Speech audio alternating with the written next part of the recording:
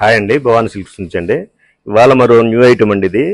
ఇది వచ్చేటి semi crepe వస్తుందండి. సెమీ మైసూర్ క్రేప్ అంటారు. ఇది శారీ మొత్తం కూడా కంప్లీట్ స్మాల్ చెక్ వచ్చిందండి. బార్డర్ వచ్చేటప్పటికి నీట్ గా ఉందండి. బార్డర్ కాంట్రాస్ట్ బార్డర్ వచ్చాడు. బార్డర్ లో పైన టెంపుల్ స్టైల్లో ఇచ్చాడండి. డిజైన్ చాలా నైస్ గా ఉంది.